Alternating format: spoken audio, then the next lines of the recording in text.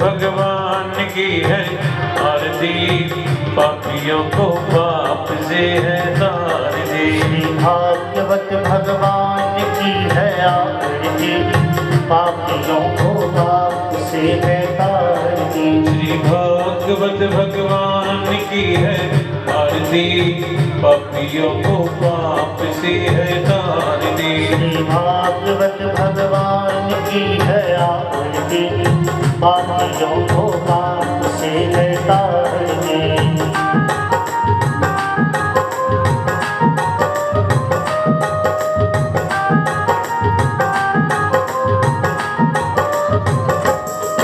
ये अमर ग्रंथ है मुक्ति पंथ ये पंचम वेद निराला, नव ज्योति जगाने वाला। ये अमर ग्रंथ ये मुक्ति ग्रंथ ये पंचम वेद निराला, नव ज्योति जगाने वाला। ये अमर ग्रंथ ये मुक्ति पंथ ये पंचम वेद निराला, नव ज्योति जगाने वाला। ये अमर ग्रंथ ये मुक्ति ग्रंथ ये पंचम वेद निराला, नव ज्योति जगाने वाला। हरि नाम यही, हरि नाम यही, हरि नाम यही, हरि नाम यही, हरि नाम यही, हरि नाम यही, हरि नाम यही, हरि नाम यही। जग के मंगल की आरती, पापियों को पाप से तारती। श्री भागवत भगवान की है आरती, पापियों को पाप से है तारती।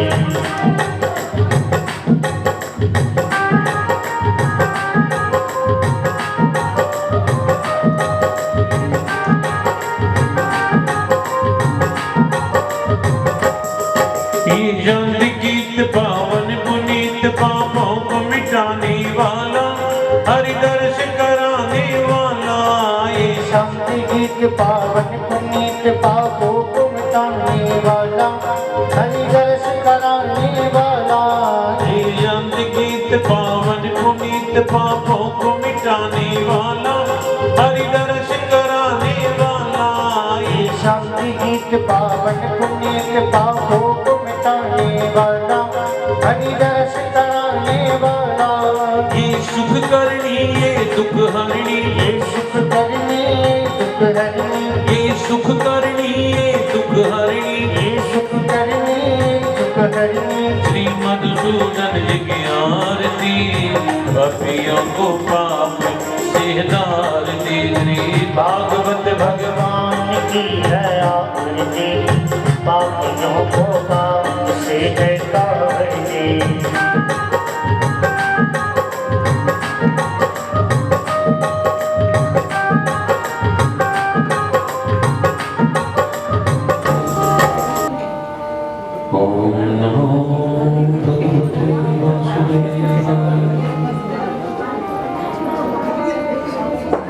वंशी विभूषित करार नवनीलदाभा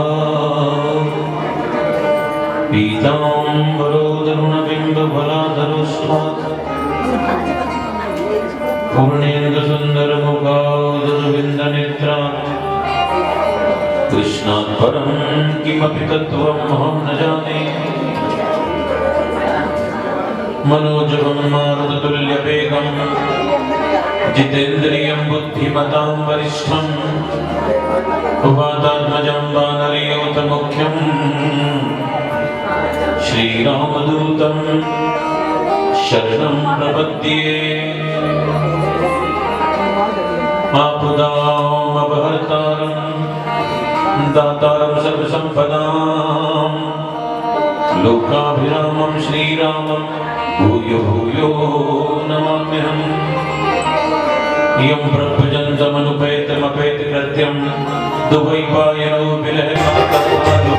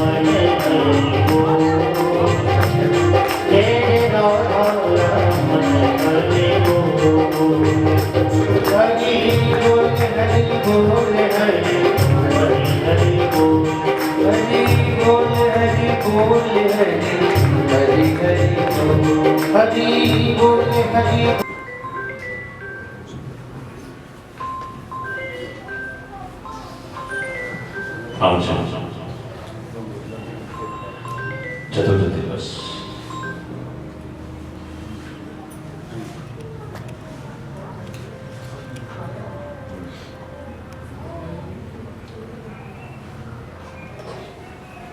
भगवान जी एक बहुत अच्छी बात कहते हैं।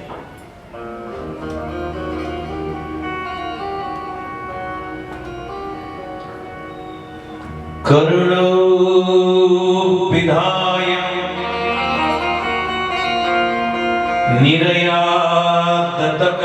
निरयातकल्पैषे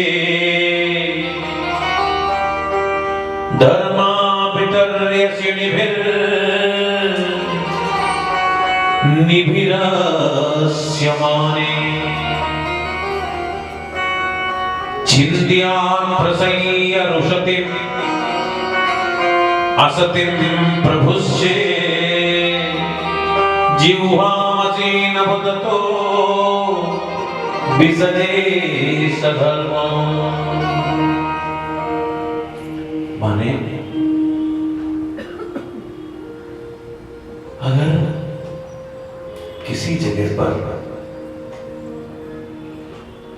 अपने लोगों की कोई निंदा कर रहा हो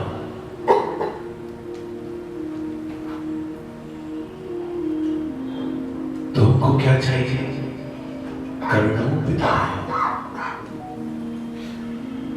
अपने कर्म को बंद कर लेना चाहिए। अपनों की निंदा सुनने से पाप लगता है। आपको गुरु जी कान तो बंद नहीं कर पाएंगे, रिश्तेदारी का मामला है, नहीं मेरी रिश्तेदारी है, तो कुछ और तरीका है? हाँ है। कर पाओगे? बोले बोलो। छिंद्या प्रसह्य रुषतिम असतिम प्रभुस्य।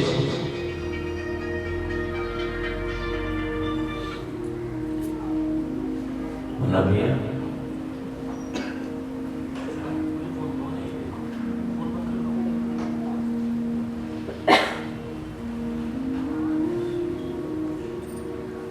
निंदा करने वाले की जीभ को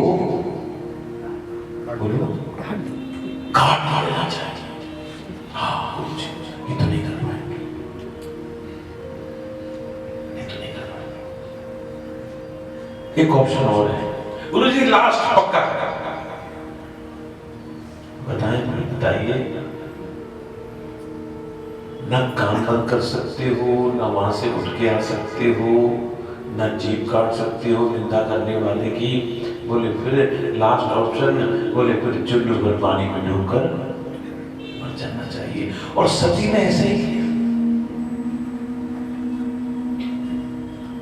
सती ने ऐसा ही किया।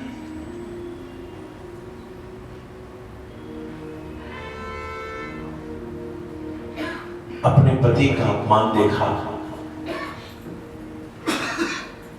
उनके पिता दक्ष निंदा कर रहे थे भगवान शंकर की। सती कहती है पिताजी मैं आपको श्राप भी नहीं दे सकती और मैं अब उनके पास में जा भी नहीं सकती। तो बोले फिर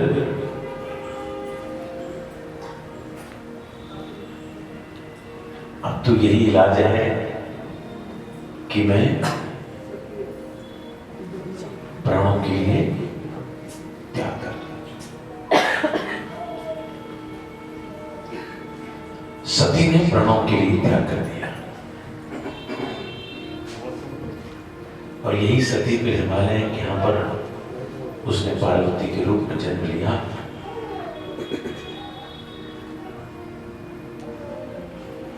जिसकी चर्चा कल हमने सुनी। अब यहां से आगे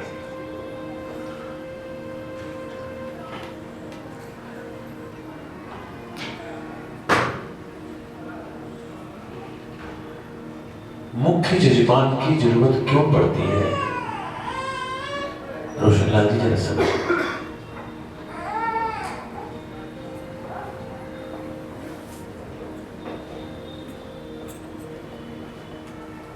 बड़ा परिवार है, ठीक है, सब लोग कथा सुन रहे हैं, अच्छी बात है, लेकिन जोड़े से तो बैठकर कथा कोई नहीं सुनना।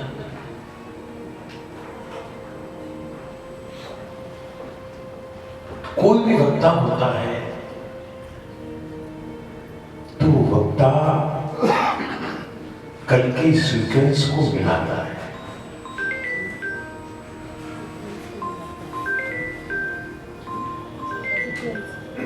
जहां कथा जोड़ी वहां से कथा वही पकड़ सकता है मुख्य जजमान जो रोज आसन पर बैठकर कथा सुनता है।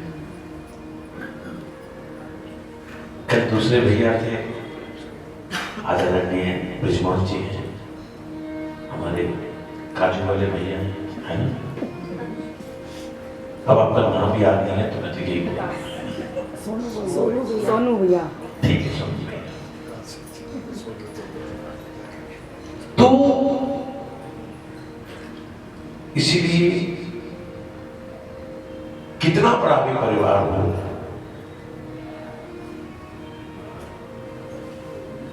कितने सैकड़ों जजमान बने, लेकिन एक मुख्य जजमान हमेशा होना चाहिए।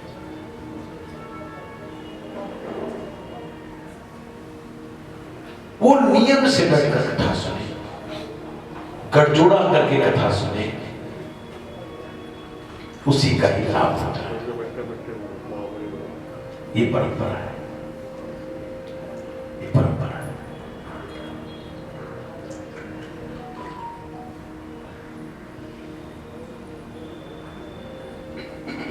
मनु जी की 3 कन्याएं आकुति, देवहूति, प्रसूति, 2 पुत्र, एक का नाम प्रियव्रत, दूसरे का नाम उत्तानपाद।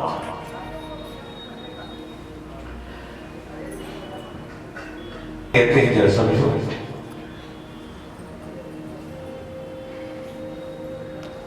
उत्तनौ पादौ यस्य सरः, माने जिसको जो काम जहां करना चाहिए वो व्यक्ति वहां उस काम को नहीं करता, उत्तानपाद है। और जो नहीं करना चाहिए उस काम को पहले करता है। जैसे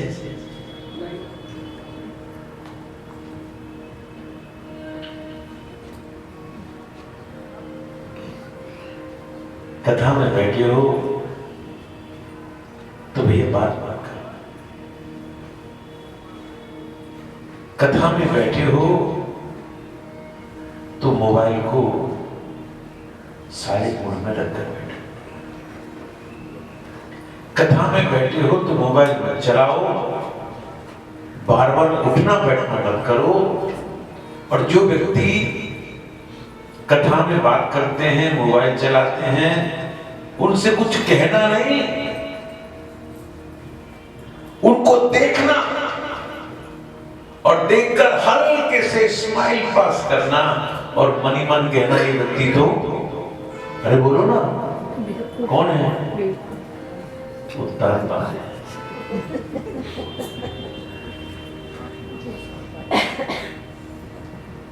वैसे एक बात बोलना, हर व्यक्ति उत्तानपाद है। आपको भी कैसे? जीव जब मां के पेट में रहता है, इसका सिर नीचे होता है और पैर ऊपर होते हैं। इसलिए हर व्यक्ति उत्तानपाद है। और हर व्यक्ति की 2 वृत्ति होती है, 2 वृत्ति, एक भोग वृत्ति और दूसरी आध्यात्मिक वृत्ति। लेकिन जीव को भोग वृत्ति ज्यादा अच्छी लगती है। किसी ने कहा कथा सुनने नहीं चले, बोले समय नहीं, समय नहीं, बहुत बिजी।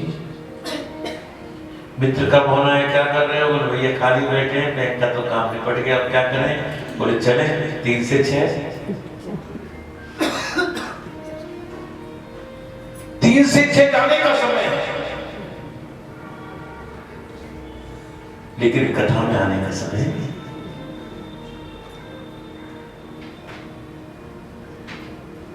परिवार की लोगी गाया है, पूरा नर्स परिवार कहां आ रहा है? कहां आ रहा है?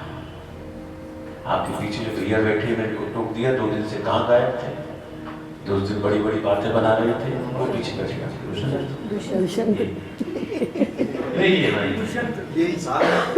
अब कहीं भी रहता, लंदन में तो नहीं रहता।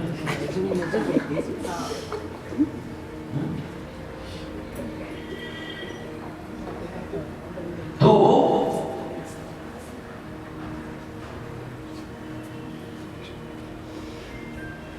अच्छा, एक बात और भी है, जिसको हिसाब रास आ गया ना, वो दिल्ली नहीं रह सकता। अच्छा, क्योंकि मेरी कथा भी हिसाब में थी। मैं वहां शादी रहा और वहां के लोग इतने शोषण है कि मैं क्या बताऊं, आप सोच नहीं सकते, सोच नहीं सकते।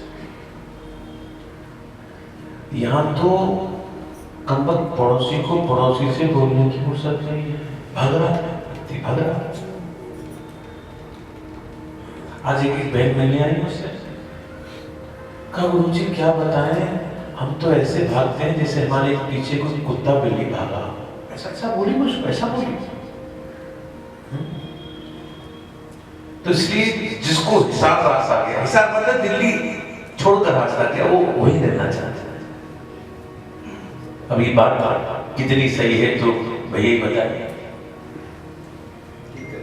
तो भैया उत्तानपाद की दो पत्नियां, एक का नाम सुरुचि और एक का नाम सुनीति।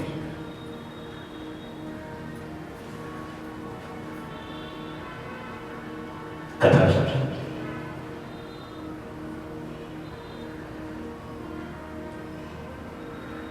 उत्तानपाद को सुरुचि पत्नी पसंद है, बड़ी आदमी का नेचर, अपनी रुचि का ही सब काम करता है, रुचि का ही खाएगा, रुचि का ही पहनेगा। हर व्यक्ति को रुचि अच्छी लगती है,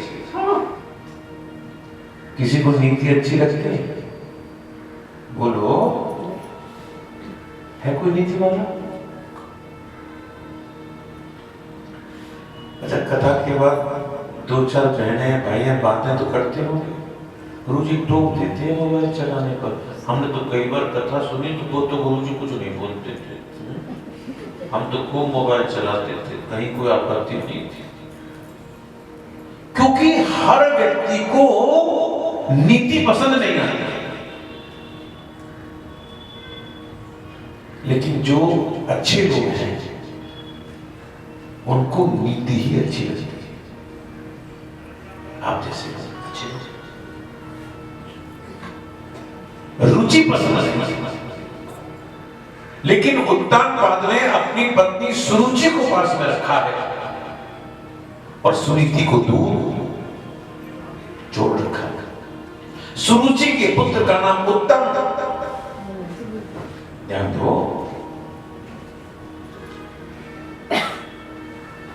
और सुनीति के पुत्र का नाम, अरे बोलो ना, ध्रुव। कथा तो सुनी हुई, कोई नई कथा नहीं। कहते हैं ध्रुव 5-6 वर्ष के बालक थे, खेलते खेलते महल में आए और पिता की गोदी में बैठना चाहते थे। और जैसे ही गोदी में बैठने लगे, सुरुचि ने ध्रुव का हाथ पकड़ा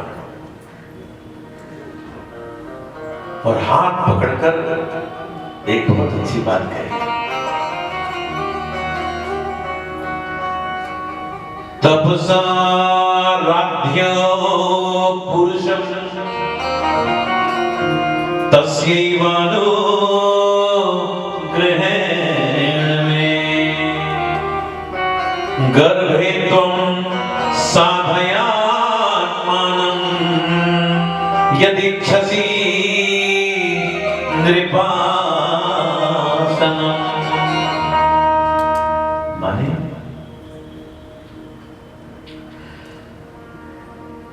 भजन कर नारायण का। एक बार बताओ, भजन कर नारायण का इस 100% की बात है कि लाख टके की बात है? लाख टके की बात है। भजन कर नारायण। और जब सामने भगवान आए तो उनसे कहना, अगली बार जन्म जो हो वो सुरुचि के पेट से हो, सुनीति के पेट से ना हो, तभी तो इनकी गोदी में बैठने का अधिकार है संसार। और आज ध्रुव जी रोते रोते मां के पास में आए।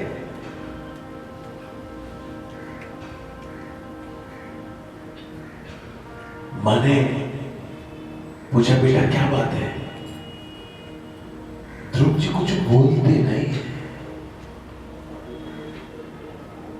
ध्रुव जी ने कुछ बोल दिया ना, ध्रुव जी सोचते अगर मैंने कह दिया तो उस विमाता की निंदा हो जाएगी। और मेरी मां ने मुझे बचपन से दूध पिलाते पिलाते ये सिखाया, बेटा जीवन में कुछ भी हो जाए किसी की निंदा नहीं करना।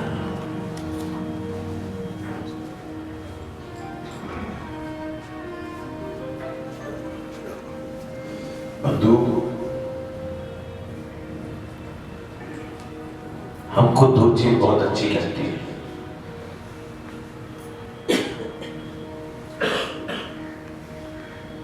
किसी की निंदा करना,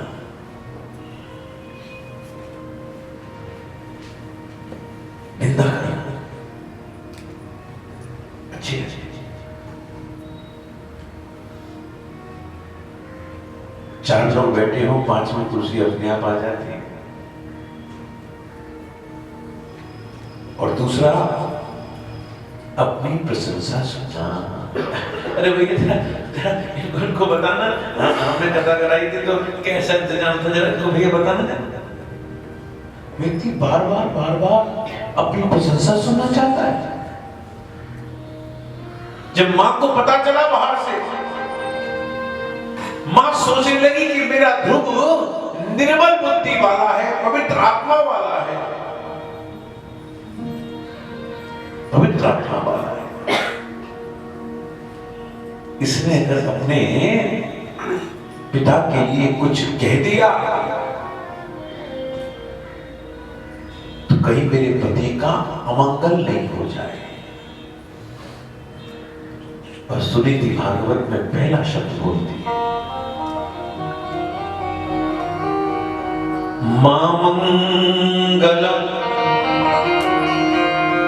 तात्परे सुमस्थाम। हमको किसी के लिए गलत नहीं सोचना चाहिए। जो व्यक्ति जैसा होता है उसको परमात्मा वैसे ही फल देता है। क्यों किसी के लिए गलत बोलकर बेटा पाप के भागी बने?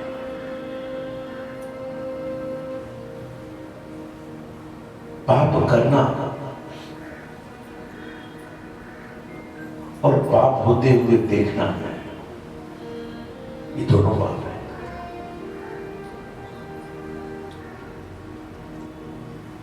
और बेटा एक बात कहे तुझसे,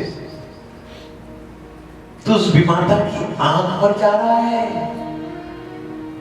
तू उस विमाता की आंख पर मत जा,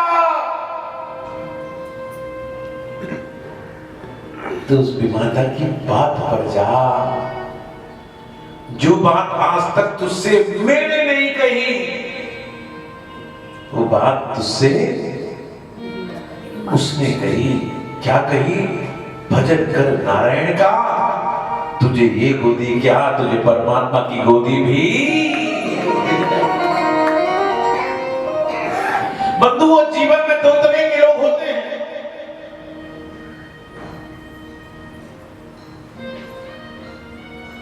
एक वो होते हैं जहां जाते हैं केवल कमियां खोजने के लिए ही जाते हैं,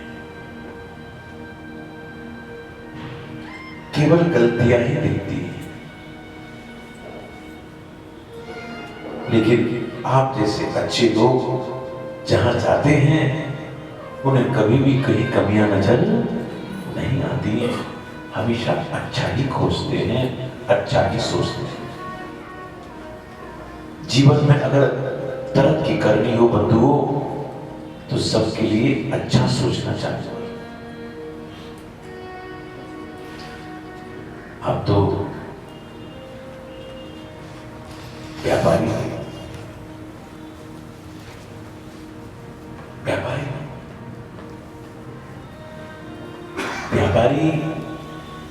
व्यापार करने से पहले सोचते भैया काम चालू कर रहे हैं, चलेगा कि नहीं चलेगा क्या पता। तो काम चालू नहीं कर सकता व्यक्ति।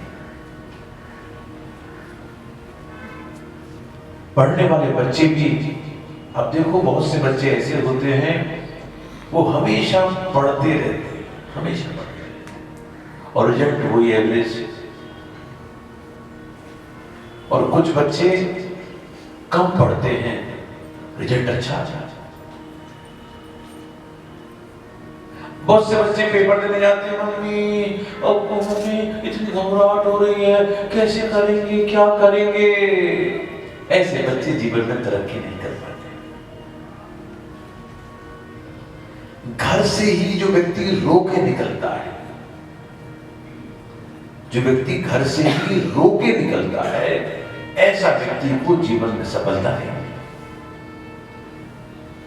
किसी व्यक्ति को तगादा करने के लिए एक व्यक्ति उठता है, बोले जा रहा हूं, मिलेगा तो नहीं, आज गुरुवार वैसे जा रहा हूं, और ऐसा व्यक्ति सफल नहीं हो पाता। लेकिन जो कहता है नहीं जाऊंगा, कैसे भी हो, एनी हाउ, जहां से भी उसको पकड़कर मैं आज उससे तगादा लेके जाऊंगा, और ऐसे व्यक्ति जीवन में कुछ कर भी पाते हैं। और एक बात और भी है, जीवन में अगर कुछ बड़ा बनना है तो रिस्क बड़ी लेनी पड़ेगी।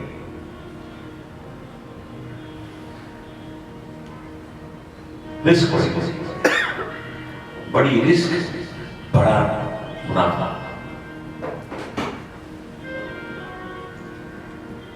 आज अंबानी जी अगर सोच लेते कि हम जियो खोल लें, पता नहीं क्या होगा, और आज सबके हाथ में जियो दे दी उन्होंने, सबको नेट फ्री बांटा, ये तू भी ले, तू भी ले, तू भी ले। अब इतना लोग नेट के बिना रह नहीं सकते। बार बार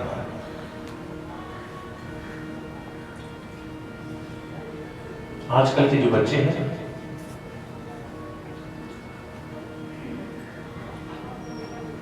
आपको पता है नहीं पता रोशन लाल जी, शायद पता ही होगा, 96 से पहले जितने बच्चे हुए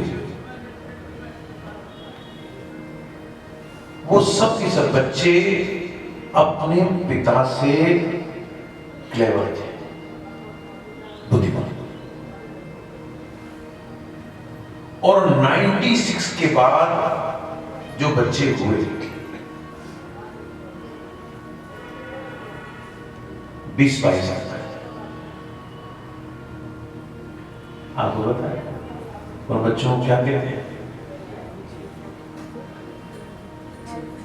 बोल बेटा, जैन जी। किसने बोला? वाह, वेरी नाइस, ताली बजाओ दीदी के लिए। जैन जी, जैन जी बोलिए, दीदी जान जी। जो जैन जी बच्चे होते हैं 96 से, उनकी बुद्धि भी कम होती है, बुद्धि भी कम होती है, एवरेज। पढ़ ले पढ़ ले पढ़ ले पढ़ ले,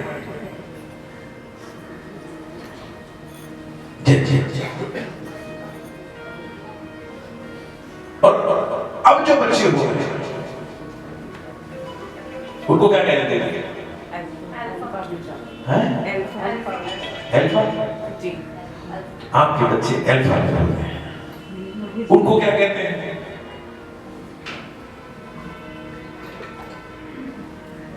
अब थोड़ा सा व्यापार छोटे, इधर भी ध्यान दो भैया। आपको पता है बच्ची का बोर्ड का एग्जाम चल रहा है, ये तो पता है।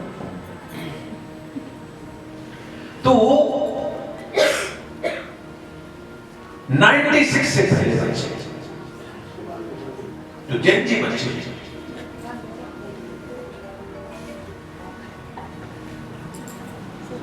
GLZ है दीदी,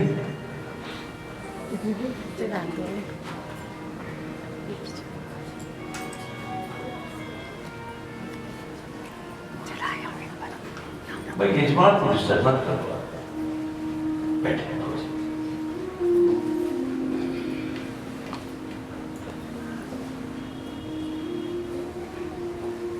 एक बार राधे राधे बोलो, जोर से। बेटा भजन कर नारायण का, तुझे ये गोदी क्या, तुझे परमात्मा की गोदी भी मिल जाएगी। ध्रुव जी चल दी जंगल की ओर, जंगल की रास्ते में नारद जी ने चेला बनाया, गले में कंठी पहनाई, माथे पे तिलक लगाया और कान में मंत्र फूंक दिया, ओम नमो भगवते।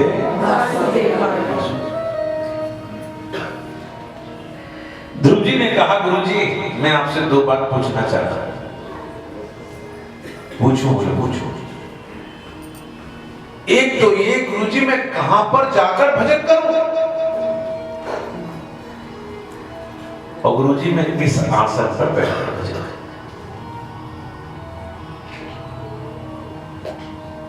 मैं किस आसन पर बैठकर भजन करूं। मैं कुशासन पर बैठूं, कमल आसन पर बैठूं, कि लोहे के आसन पर बैठूं, कि चांदी के आसन पर बैठूं, किस आसन पर बैठकर भजन करूं। नारद जी ने कहा, बोले बेटा जिनके गुरु नहीं होते उनको किसी आसन पर बैठने की जरूरत नहीं है, तुझको मैं अपना कृपा आसन देता हूं, मेरी कृपा आसन पर बैठ कर भजन कर। एक चीज और सुन लो गृहस्थी वालों, आसन पर विचार करो। जनरली मैं घरों में जाता हूं, आप लोगों क्या भी देखा, ये जो आसन है ना, आजकल जो कॉटन का आसन चला है, सूती, ये अशास्त्रीय है। सूती आसन पर बैठकर भजन नहीं करना चाहिए। सूती आसन पर बैठकर भजन करने से व्यक्ति दरिद्री होता है।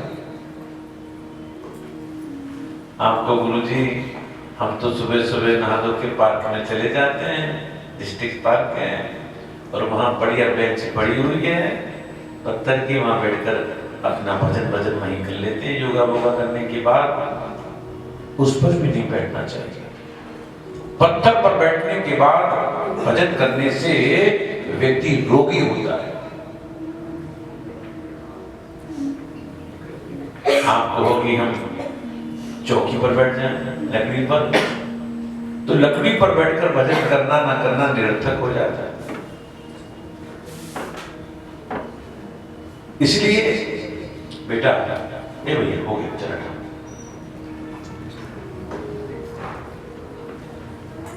मच्छर मार लो,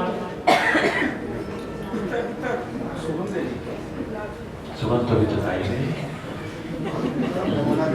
अच्छा, ने मना कर दिया।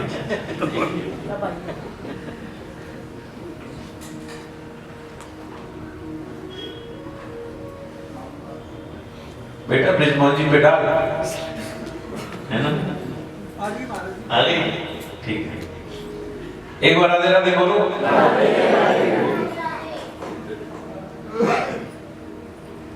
आप लोग तो बिना खुशबू के सब लोग महक रहे हैं, जरूरत क्या सब चीज की है।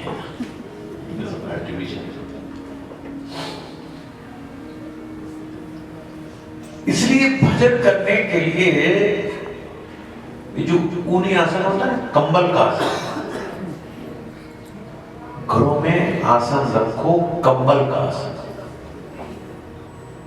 और कंबल भी ये चाइना वाला नहीं जो कमरों में यूज कर रहे हैं हम लोग, वो नहीं, भेड़ वाले असली ऊन का कंबल ही पवित्र होता है।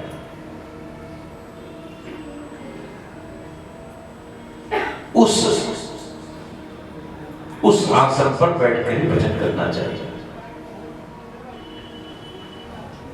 ध्रुव जी ने कहा, गुरु जी कहां जाकर भजन करूं? मधुबने चले जाना। मधुबन, मधुबन क्यों? यत्र सन्निधो हरि। मधुबन में मात्र राधा गोविंद का इंतजार है। आपको पता है मधुबन कहां है?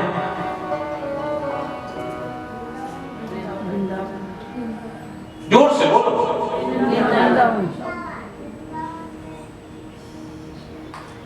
इतना तो सोचना चाहिए, अगर मैं पूछ रहा हूं तो वृंदावन है तो नहीं होगा। मधुबन वृंदावन में निधिवन है। मधुबन ब्रज में है। जब ब्रज 84 कोस की परिक्रमा लगती है तो मधुबन आता है। ध्रुव जी मधुबन में आकर तप किया। कहते हैं छठे महीने आते आते ध्रुव जी ने सांस को रोक लिया। सांस को रोक लिया।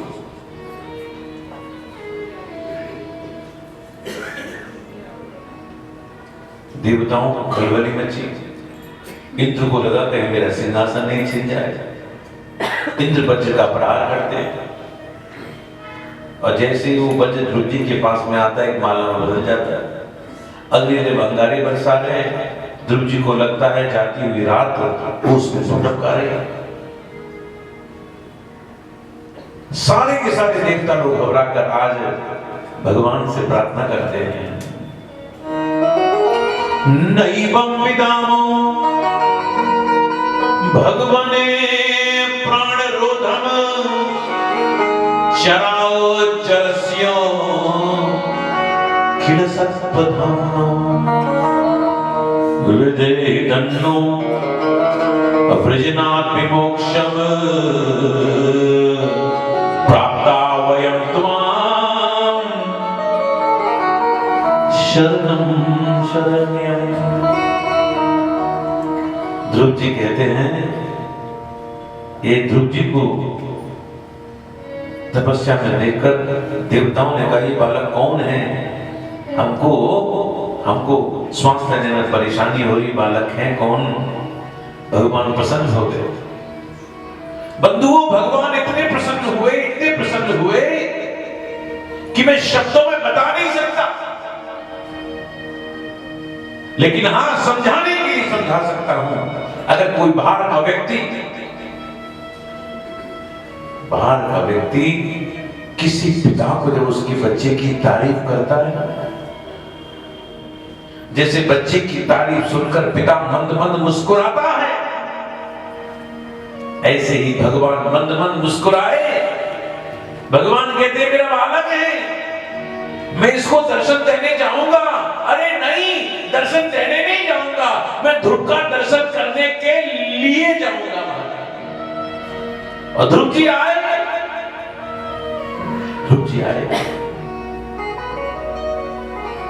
ध्रुव जी तो भजन कर ही रहे हैं। ध्रुव जी के सामने भगवान आए और भगवान प्रकट होकर दर्शन दिए। शंख बजाया भगवान ने, हल्ला मच गया। ध्रुव को दर्शन हो गए, ध्रुव को दर्शन हो गए। भगवान शंख बजा रहे हैं। शंख बजाने का प्रतीक क्या है? शंख प्रतीक है विजय का, लेकिन भगवान कहने में हार गया, मैं हार गया, मैं हार गया, मेरा भक्त जीत गया, मेरा भक्त जीत गया। त्रिलोक की महल्ला मच गया। ध्रुव को दर्शन हो गए। जैसे नारद जी को पता चला ना, नारद सबसे आकर पता है क्या कह रहे हैं? पता है ध्रुव किसका चेला था? हमारा चेला था। हमारे चेले को दर्शन हो, कोई ऐसे वैसे गुरु। जब चेला आगे बढ़ जाता है ना, गुरु को बहुत खुशी होती है, बहुत खुशी होती है, बहुत खुशी होती है। और आज ध्रुव जी भगवान की बड़ी सुंदर स्तुति करते हैं। यों तप प्रविश्य मम वाचमिमां प्रसुप्ता संजीवयत् किल शक्ति धरिस्वधाम्ना अन्यहस्त चरणों श्रवणत्वकादि प्राणान् नमो भगवते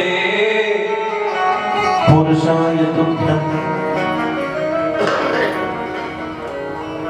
ध्रुव जी कहते बोलो प्रभु ये जीव है ना, ये जीव जन्म जन्मांतर से सोता रहता है, कर्म कर्मांतर से सोता रहता है। और प्रभु जब जब आप उठाने के लिए आए, जीव को सोता समझकर छोड़कर बोलो चले। आज हम सोते हुए जीव को उठाने के लिए प्रभु आए हो, हम आपको प्रणाम करते हैं। भगवान ने कहा क्या चाहते हैं, क्या चाहते हैं? ध्रुव जी ने कहा भक्ति मुहु प्रवहता तुवई में प्रसंगो भूयाद अनंत महता ममला सयाना। ध्रुव जी कहते हैं बोले प्रभु मैं तो ये चाहता हूं जो संत लोग आपकी कथा करते हैं ना, उन संतों की चरण धूलि में लौटने का सौभाग्य मुझको प्राप्त हो। मैं तो यही चाहता हूं, यही चाहता हूं। और भगवान ने ध्रुव जी को ध्रुवलोक प्रदान किया। और आज भगवान ने एक शब्द प्रयोग किया,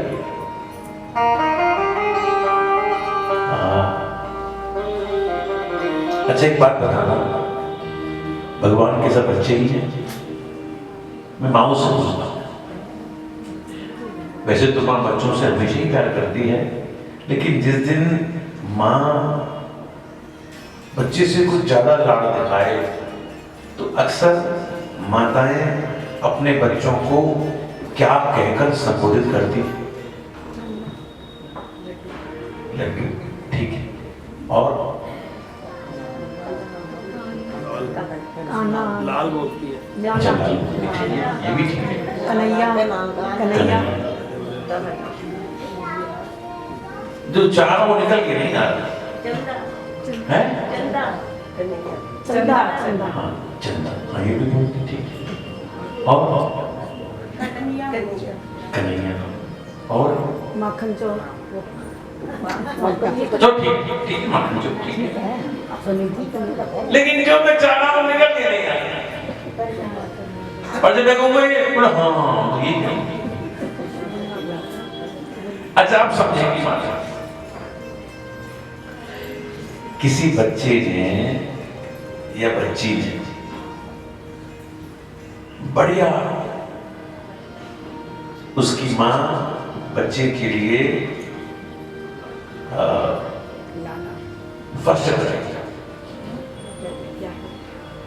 फर्स्ट क्राई से बढ़िया ड्रेस लेकर आई,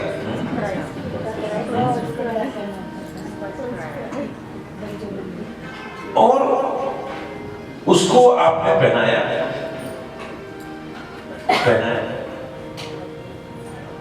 और उस बच्ची ने ये पूछा, तुत्ती भाषा में ये बच्चे ने पूछा बताओ मम्मी मैं कैसी लग रही हूं? तो उसकी माँ क्या कहती है, तू तो परी जैसी लग रही है। राधा, राजकुमार। हाँ बहुत अच्छी बात है, तू तो राजकुमार है, तू तो मेरी राजकुमारी है। ऐसा माँ बोलती नहीं बोलती है? अरे बोलो। और आज भगवान ने यही कहा, भगवान कहते हैं वेदाहं ते व्यवसितम् हृदय राजन्य बालक। भगवान कहते हैं बेटा तू तो मेरा राजकुमार है। भगवान ध्रुव से कह रहे तू तो मेरा राजकुमार है। ध्रुव जी को दर्शन किस चीज का मन करता है? सिर मुकुट निराला हो, गले मोतियन माला हो। सिर मुकुट निराला हो,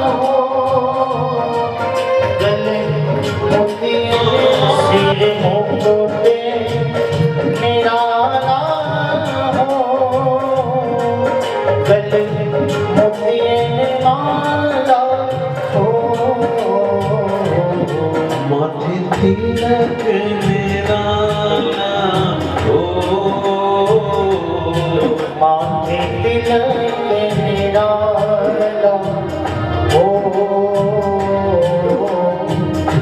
श्याम तुम्हें देखो घनश्याम तुम्हें देखो, श्याम तुम्हें देखो घनश्याम तुम्हें देखो।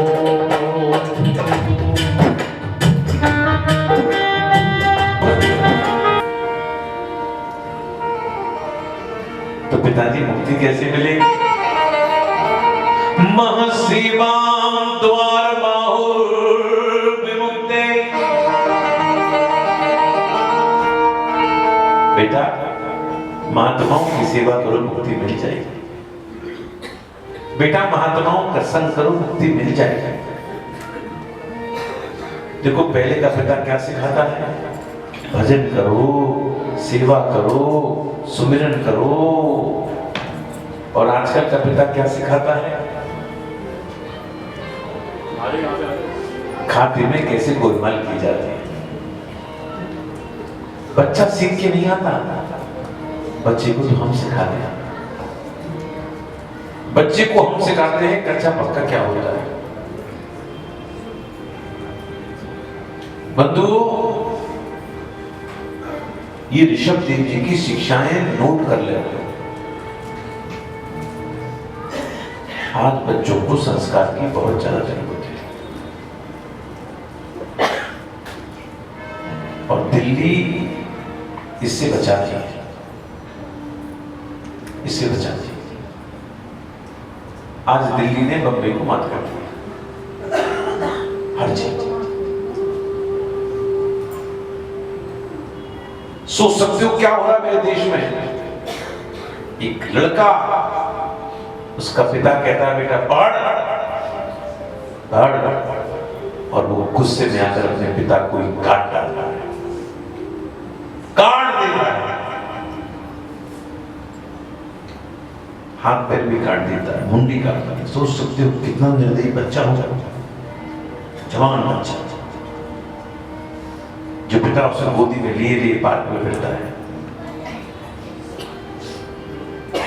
आज बच्चों को संस्कार की जरूरत है। बच्चों को बैठाओ गधा में, लाओ साथ में। और हम तो केवल बच्चों को इसलिए पढ़ा रहे हैं कि पेपर में अच्छे नंबर आ जाए, बस। बेटा नंबर कम नहीं आने चाहिए तेरे पड़ोसी से, नंबर कम नहीं आने चाहिए। आजकल कंपटीशन बच्चों में नहीं है, आजकल कंपटीशन माताओं में हो गई। जब किट्टी में चर्चा होती है ना, अरे देख सोनू आंटी का बच्चा 90% लेकर आया, तेरे 1% कम आ गए, 1% कम। सोचो नंबर कम आ जाए कोई फर्क नहीं पड़ता, कोई फर्क नहीं पड़ता। हमको तो बच्चों को संस्कार देना है, कैसे सम्मान करता है। कहते हैं कि 4 माताएं पानी भर रही थी, कुएं पे खड़ी हो गई।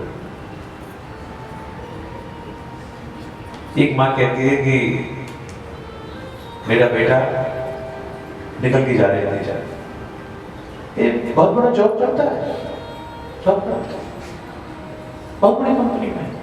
अच्छा, एक अमेरिका जा रहा है, इसका बहुत बड़ा बिजनेस है।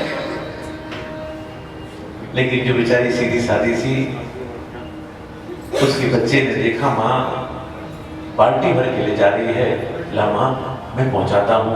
वो बाल्टी बच्चे ने उठाई, घर लेके जाने लगा, तो माँ कहती है ये मेरा बेटा है, ये मेरा बेटा है। ये संस्कार की जरूरत है। ऋषभ देव जी कह रहे हैं आज और ऋषभ देव जी ने, ध्यान देना दिल्ली वालों,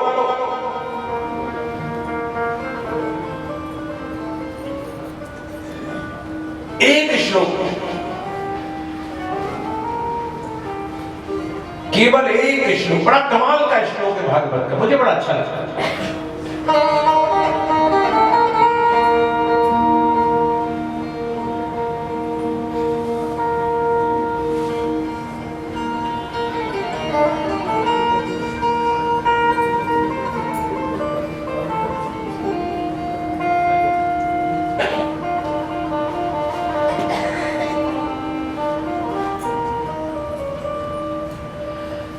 केवल एक श्लोक में मां का, बात नहीं करें पीछे, पिता का, गुरु का और अपनों का बताया क्या कर्तव्य है।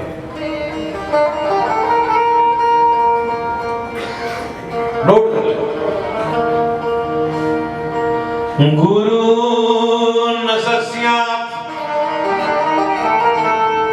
सजनो न सस्यात् पिता न सस्यात् जननी न सस्यात् देवं न तस्मान् न पतितस्य सस्यात् नमो जयेद्यो समपेत मृत्युम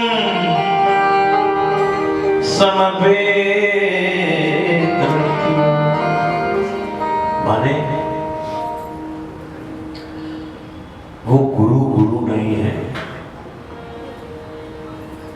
वो माँ माँ नहीं है, वो पिता पिता नहीं है, वो अपने अपने नहीं है, जो अपनों की मृत्यु को मंगल में ना बना। मृत्यु मंगल में कैसे होती है? धन कमाने से मृत्यु मंगल में नहीं होती।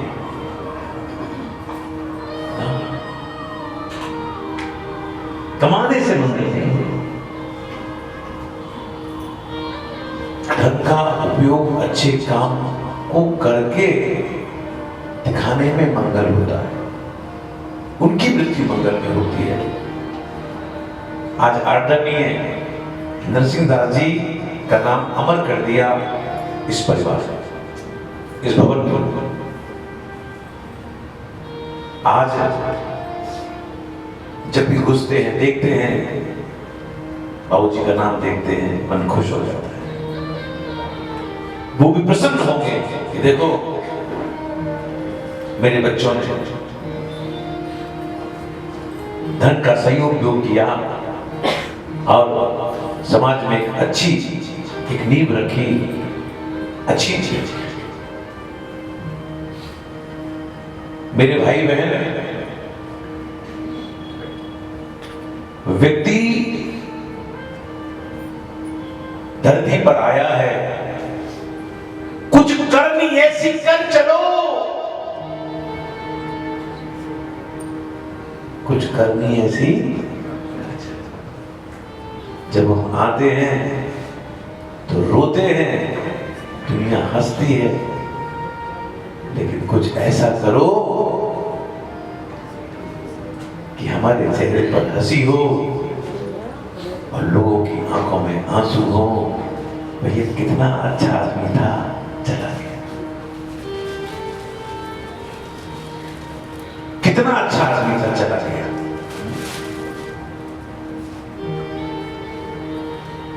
मृत्यु मंगल में तब होती है। और मैं प्रार्थना करता हूं, ध्यान देना, प्रार्थना करता हूं और मैं धन्यवाद देता हूं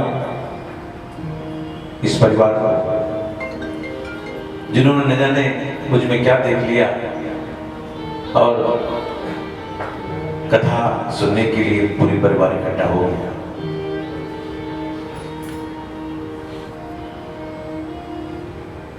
मन में एक इच्छा है, कहो तो कह दो। ब्रजवासी हूं, मन को रोक नहीं पा रहा।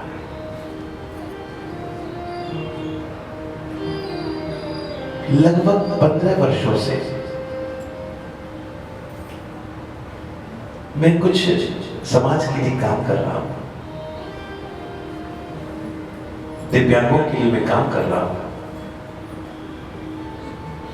अपनी कथाओं के माध्यम से हजारों लाखों ऑपरेशन मैंने कराए हैं। उदयपुर नारायण सेवा संस्थान नाम सुना होगा। अप्रैल के महीने में एक बहुत बड़ा कैंप करने का मन है दिल्ली में ही, जिसमें सैकड़ों बच्चों का ऑपरेशन निःशुल्क हो, डॉक्टर की टीम आए और विधिवत उनका इलाज हो। किसी के हाथ नहीं है, किसी के पैर नहीं है, किसी का ऑपरेशन नहीं है। अगर और कथा होगी संस्कार पर लाइव, और 156 देश में वो कथा जाएगी संस्कार के माध्यम से। उस सेवा के काम में अगर किसी परिवार को जोड़ना हो, बिना किसी आग्रह के, बिना किसी दबाव के, प्रेम पूर्वक, तो आप संपर्क हमसे भी कर सकते हैं। हम तो ऊपर ही ठहरे हैं, या आदरणीय रोशनलाल जी बैठे हैं, जिमोन जी बैठे हैं, मुन्ना भैया बैठे हैं, जिनके जो संपर्क में है, निसंकोच आप संपर्क कर सकते हैं कि भाई अच्छा काम है, हमको इसमें जुड़ना चाहिए। दिव्यांगों का भला कैसे हो सके, हमको ऐसा क्या करना चाहिए। बात में धन की नहीं कर रहा, धन की नहीं कर रहा, केवल जुड़ने की बात कह रहा हूं। उन दिव्यांगों के लिए आपने उनकी पीड़ा को देखा नहीं, मैंने देखा है। और मैं आपको बताऊं, रोशनलाल जी शायद आपको नहीं पता, मैंने कथा करना छोड़ दिया था, छोड़ दिया। लेकिन सुबह सुबह से एक राजस्थान की महिला अपने जवान बच्चे को लेकर आई। सुबह सुबह 6 बजे हमारे घर में हमारी पत्नी ने हमें उठाया, मैं सो रहा था। महाराज जी देखो क्या होता, और दिल्ली पे रहते। कहा गुरुजी, आज हम दिखाने हॉस्पिटल जाते हैं तो 2.5 साल के बाद नंबर आता है। 2.5 साल के बाद उदयपुर में इतनी लंबी लाइन है। और जब हमारी कथा थी, सैकड़ों लोग जाते हैं कैलाश की यात्रा करने के लिए। ऋषभ देव जी को निर्वाण की प्राप्ति अष्टपद में हुई, और कैलाश का दर्शन अष्टपद से बहुत पास से होता है। मई जून में हमारी यात्रा है कैलाश की, चलना नहीं पड़ता, हेलीकॉप्टर के द्वारा यात्रा है, सात्विक भोजन है, बिल्कुल भी चलना नहीं पड़ता, उसके लिए पासपोर्ट चाहिए, और 70 साल तक के लोग यात्रा कर सकते हैं और चलना नहीं पड़ता। 5-6 दिन में हम लौट के आ जाते हैं। ऐसी कैलाश की यात्रा है। क्या कह रही है? 2 बार गई। ठीक है, मैं 3 बार गया। तो जिनको कैलाश की यात्रा करनी है, आप लोग संपर्क कर सकते हैं, कैलाश हमारे साथ चले। क्योंकि हम लोग बैकुंठ नहीं जा सकते, हम लोग ब्रह्मलोक नहीं जा सकते, लेकिन भगवान के, शंकर के धाम में हम लोग जाकर उनका दर्शन कर सकते हैं। कहते हैं श्री भरत जी महाराज सबको छोड़कर गंडकी नदी के तट पर जाकर भजन करने लगे। उनका पूरा समय भजन में बीत रहा था, पूरा समय भजन में बीत रहा था। लेकिन एक दिन की बात, बेटा माता जी को बैठाओ, वो किथे बैठेगी? इतने कोई नहीं उठेगा, मिला दर्द आ गई, तुम उठे बैठो।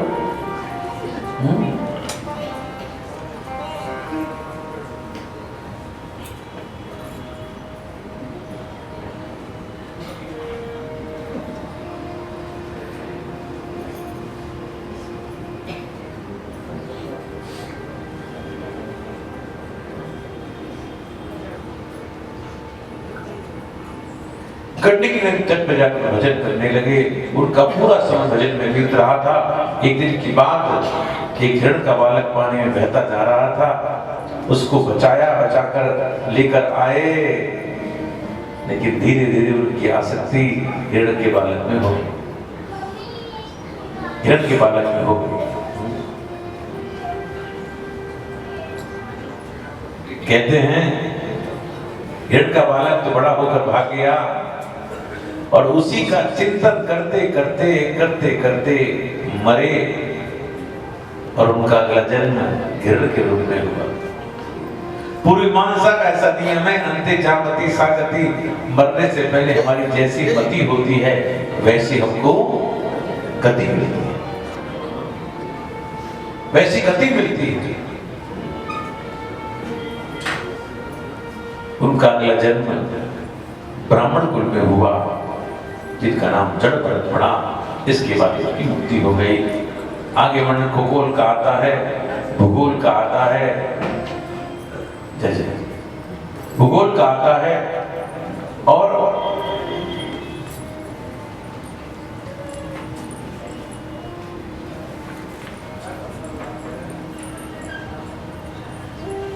तमाम 28 प्रकार के नरकों का वर्णन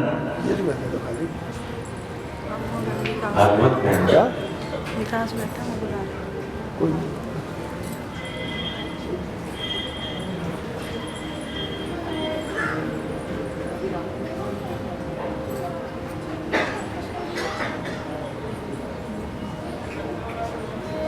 एक बार राधे राधे बोलो, जोर से।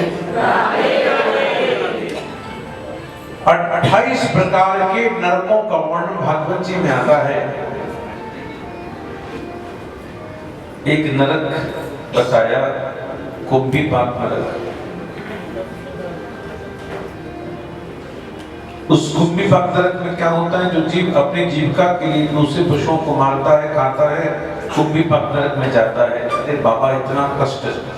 और उसमें क्या होता है, तेल कढ़ाई में तेल खौलना होता है, ये तो डालते निकालते इतना कष्ट मिलता है।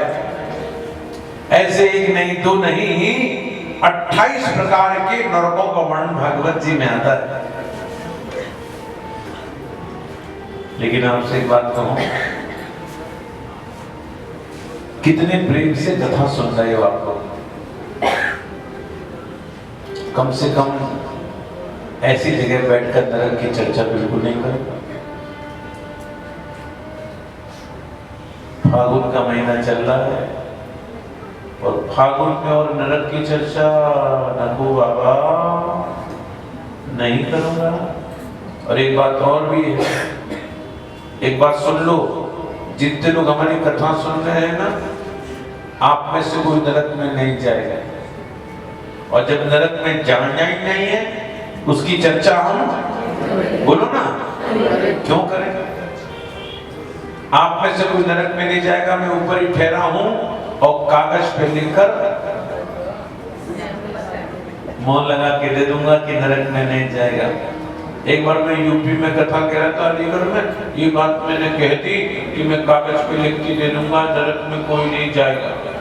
ये कहकर मैं कमरे पर पहुंचा, पीछे पीछे एक बहन आ गई, गुरुजी आपने कहा था लिख के दे देंगे। मैंने क्या लिख के दे देंगे?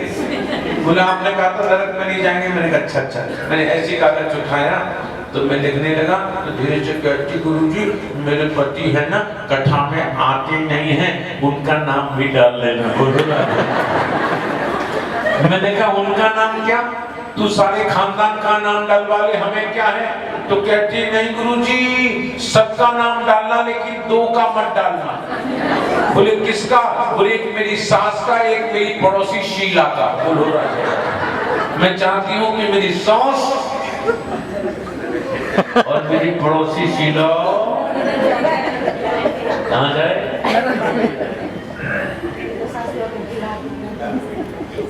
इसके बाद हमारे सासों का ज्यादा आतंक है, बहुत आतंक है सासों का ब्रज में। लेकिन दिल्ली में बिल्कुल उल्टा है। एक बहू का सीन है। बिल्कुल उल्टा है। यहाँ बहुओं ने सास की नाक में दम कर रखा। आपको हमें कैसे पता? 4-5 दिन है कि कोई ना कोई बहू आके बताई, सास बेचारी रोक धीरे धीरे बता, तो बहू सुनाई ना वैसे में मुझे ही ना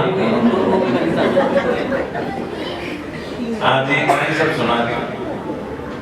एक बहू साथ में आई तो बहू बेचारी बाहर कोई बाथरूम में, इतनी देर में उसने बुराई कर दी, बोलो और सामने क्या बोल, मेरी बहू बहुत अच्छी, मेरी बहू बहुत अच्छी। मुझे हंसी आई। तो परीक्षित ने प्रश्न किया कि जीव नरक में क्यों जाता है? नरक में जाता है, पाप करता है, नरक में जाता है। लेकिन जीव से पाप हो जाए और नरक में जाना नहीं चाहिए, तो कब भैया उस पाप का प्रायश्चित कर दिया। हमारा एक बात बताओ, पहले तो पाप करें ठीक, फिर प्रायश्चित करें ठीक, फिर पाप करें ठीक, फिर प्रायश्चित, फिर पाप, फिर प्रायश्चित कर सकते हैं। ये सुनकर शुभदेव जी को जोर से हंसी आ गई। शुभदेव जी ने कहा, राजन ये तो हाथी के स्नान की तरह से हो गया। आपने किसी हाथी को नहाते देखा है? जब हाथी गंदा हो जाता है ना, महावत हाथी को पानी में खींच के लेकर आता है, उसको रगड़ रगड़ स्नान कराता है, और जैसे ही हाथी किनारे पर आता है ना, किनारे की धूल उठाकर ऐसी जीव पाप करे, प्रायश्चित करे तो हाथी के स्नान की तरह से हो गया। देखो, जीव से पाप हो जाए, जीव से पाप हो जाए और प्रायश्चित कर ले और मरण पर्यंत पाप नहीं करे, जीव निश्चित स्वर्ग में जाएगा, नरक में नहीं जाएगा। कभी कभी नहीं चाहकर भी हमसे बहुत से पाप हो जाते हैं। हम टीवी देख रहे हैं, किसी का फोन आया, क्या कर रहे हो? बोले कुछ नहीं कर रहे हो, झूठ बोला कि नहीं बोला। और कुछ नहीं भी कर रहे हो, दिमाग तो कभी खाली रहता ही नहीं, कभी नहीं रहता। इसलिए नहीं चाहकर भी हमसे कभी कभी पाप हो जाते हैं। तो उस पाप का प्रायश्चित शुभदेव भी कहते हैं, जिसने ठाकुर की कथा को सुन लिया और जिसका चित्त ठाकुर के चरणों में लग गया, उसको सपने में भी यम के दूत या यमराज के दर्शन नहीं होते, सपने में। इस संदर्भ में कथा आती है, एक थे ब्राह्मण जिनका नाम था अजामिल। अजामिल बहुत अच्छा ब्राह्मण था, शौच स्मार्त कर्मों को किया करता था, शौच स्मार्त कर्मों को किया करता था। कहते हैं जंगल में गया संध्या लेने के लिए, उसने क्या देखा कि शूद्र दासी के साथ विहार कर रहा है। ये दृश्य को देखकर उसके मन में काम भावना जागृत हो गई। उसने घर से साथी पत्नी को निकाला और दासी को रखकर लालन पालन करने लगा। कहते हैं ब्राह्मणी पति था, दासी पति हो गया। किसके कारण? इन आंखों के कारण। इन आंखों को ज्यादा मत चलाओ। मैं यहाँ देखता हूँ, पूरा मतवान कोई यहाँ आता है, जब तक वो बेचारा चला नहीं आता तब तक निगाह हटती है। क्या लाया, क्या चढ़ाया, कहाँ बैठा, आगे बैठा कि पीछे बैठा कि साइड से बैठा? साइड से बैठा तो वो जनरल होगा, बोलो राधे राधे। निगाह रहती है, निगाह रहती है, कोई आ जाए बस निगाह रहती है। बंधु, मैं देखता हूँ बिहारी जी भी जाते हैं, हम लोग कमबख्त इतनी भीड़ भाड़ में भी घुस के जाते हैं और आंख बंद कर कर खड़े हो जाते हैं, आंख बंद कर कर खड़े हो जाते हैं। अरे मंदिर में आए हो तो कम से कम आंख तो खोल के रखो, आंख तो खोल के रखो।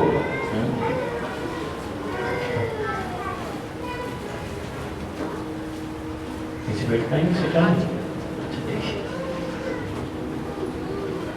कहते हैं, ध्यान दो,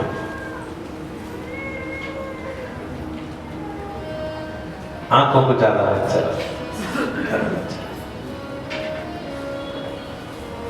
परमात्मा ने अगर आंखें दी हैं,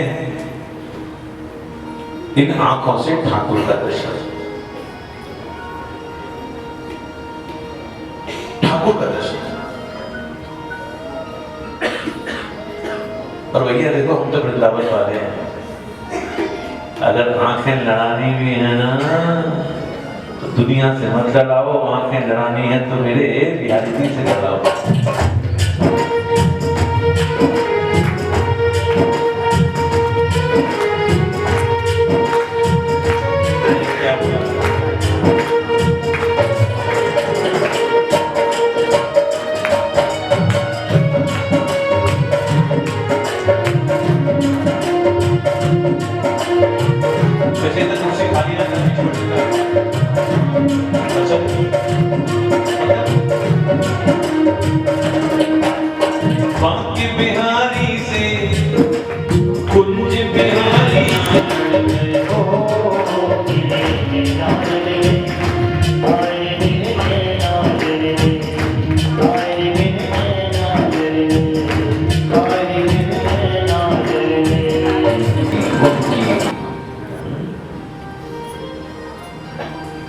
लेकिन इनकी परवाह अगर करते रहोगे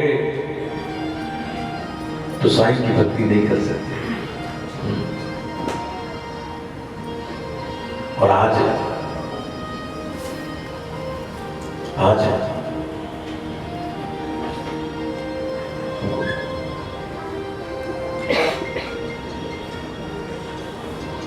उसमें अंत में अमृताचार्य जी ने अपने बलि को ठीक भी किया और गुरु की कृपा से पुनः शक्ति अर्जन कर बलि ने पुनः देवताओं पर आक्रमण किया और देवता लोग स्वर्ग छोड़कर भागे। इतने ही हमेशा के लिए स्वर्ग पर बलि को मिल जाए, सब विचार कर 100 अश्वमेध कराने का संकल्प भी करा दिया। देवताओं की मां मैया अदिति है।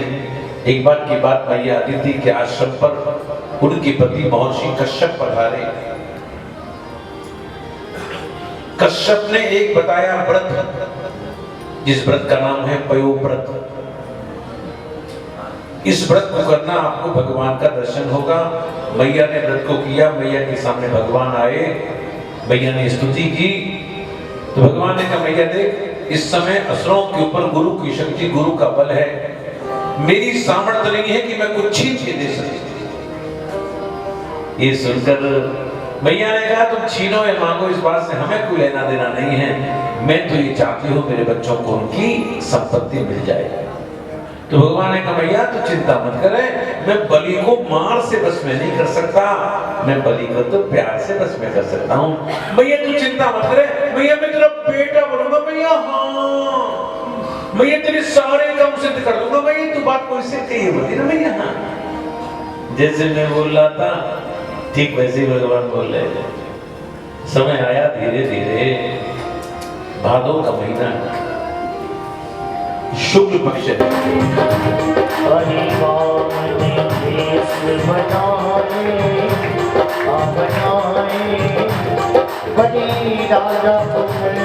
सोनू भैया आइए।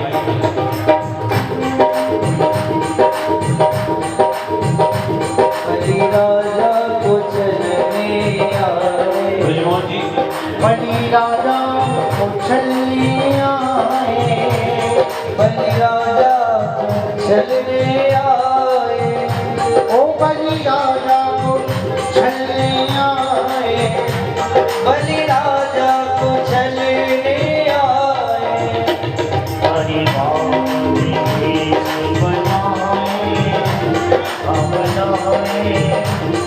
बलि राजा को चलने आए, विजय देश बनाए, बलि राजा को चलने आए। इनके छोटे छोटे हाथ, इनके छोटे छोटे पाँव, इनके छोटे छोटे पाँव, इनके छोटे छोटे हाथ, इनके छोटे छोटे पाँव, इनके छोटे छोटे हाथ, इनके छोटे छोटे पाँव। प्रभु मंदिर मंदिर मुस्काए मुस्काए, राजा जल में आए, हरिवार देश बना मेरे गाँव से प्यारे को मालिक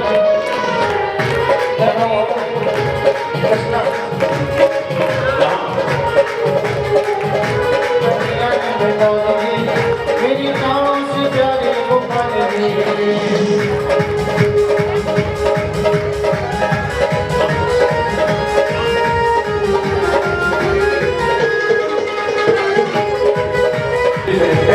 तुझे बता देता हूं, तुझको बता देती हूँ, तुझको मारने वाला पैदा हो चुका है। बोले कहाँ?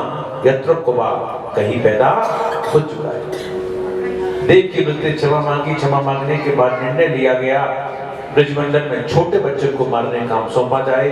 ये काम कंस आज पूतना को सौंपता है। अब हम आपको लेकर गोकुल चलते हैं। हाँ जी, गोकुल आ जाओ। आए कि ना आए? पीछे वाले आए कि ना आए? नानी आई कि ना आई? फड़फड़ा रही बैठी बैठी आए कि ना आई? आएगी ना आई ना? ये नानी दिखे बच्चा की? दादी हाँ जो भी है। तो आई कि ना आई?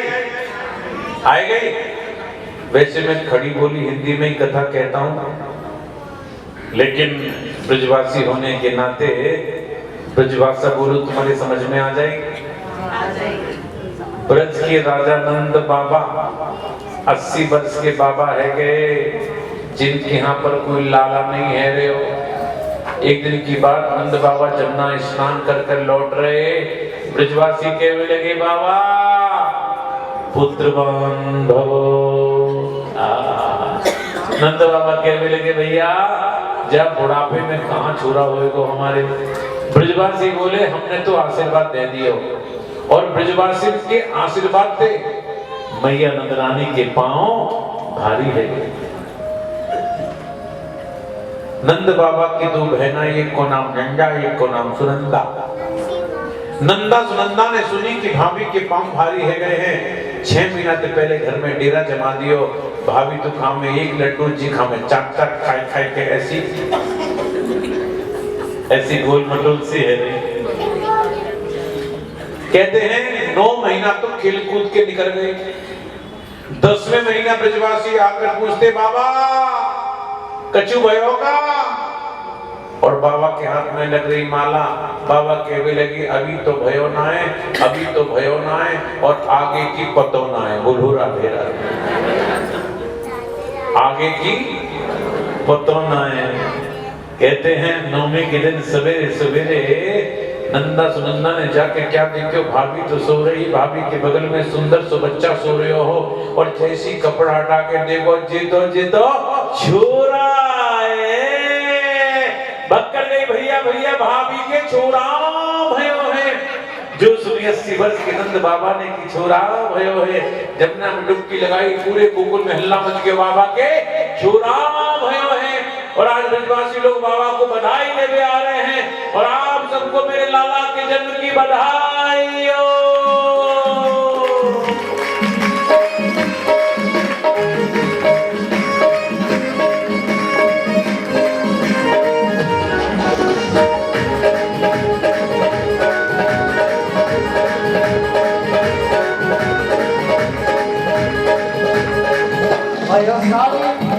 भयो सारी की जो भयो सारी की जो नगौर की हो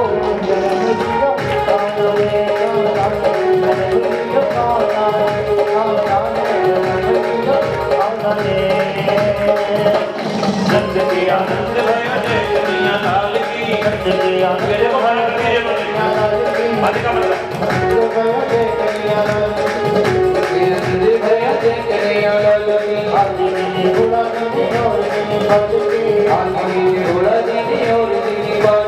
नंद के आनंद भया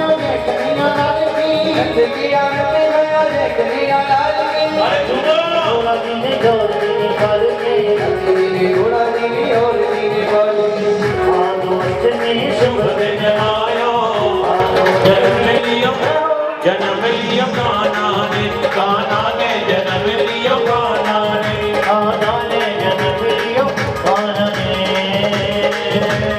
नंद के आनंद भयो जय कन्हैया लाल की आनंद भयो जय कन्हैया लाल की आदि दीने घोड़ा दीने और दीने बाल की आदि दीने घोड़ा दीने और दीने बाल की यशोदा मैया भूली न समावे यशोदा मैया भूली न समावे देख लाला छवि बल बल जावे देख लाला छवि बलि बलि जाओ हरि धीरे जहो हरि धीरे जहो हरि धीरे करोड़ी सो हरि धीरे करोड़ी सोर जलारी नंद भवन कियो जन्म लियो जन्म लियो जन्म लियो जन्म लिया कान्हा थोड़ी भी लूंगी मेरी भी लूंगी थोड़ी भी लूंगी मेरी भी लूंगी बेटा लहंगे की दे दो सिलाई यशोदा मैया दे दो बधाई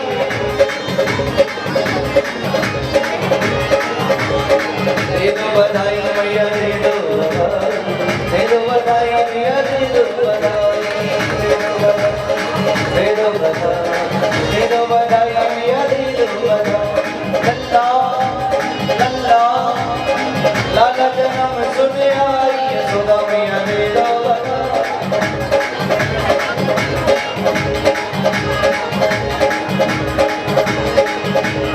ओ नंद के आंगन में बज रही राज बधाई नंद के आंगन में बज रही राज बधाई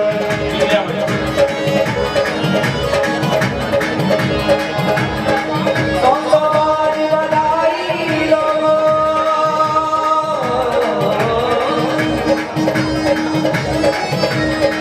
सवारी बधाई लोगो लाखों बार बधाई नंद के आंगन में बज रही आज बधाई ओ नंद के आंगन में बज रही आज बधाई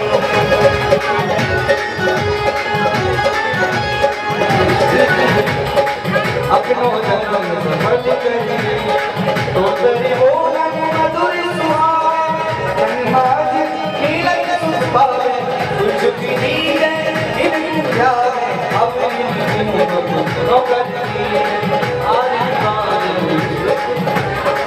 अपनो जन्म समझ करी श्री राधा सुमन कन्हैया ब्रज जन को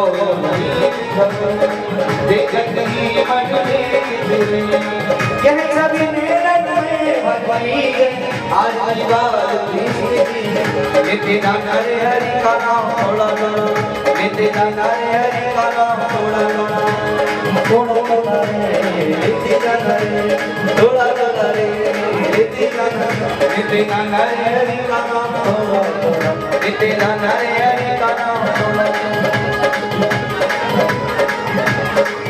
नित्य दाना रे हरि का नाम थोड़ा थोड़ा नित्य दाना रे हरि का नाम थोड़ा थोड़ा थोड़ा थोड़ा थोड़ा थोड़ा थोड़ा थोड़ा थोड़ा थोड़ा थोड़ा नित्य दाना रे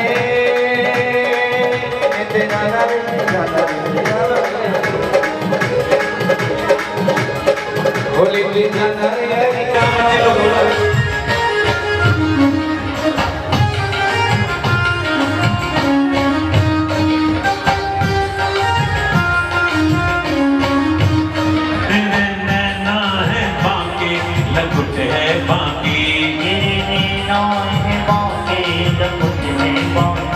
मेरे दिल में समा गई तेरी झांकी मेरे दिल में समा गई तेरी झांकी मेरे दिल में समा गई तेरी झांकी मेरे दिल में समा गई तेरी झांकी प्रेम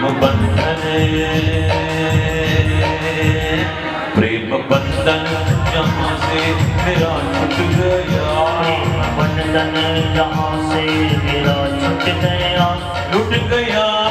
भैया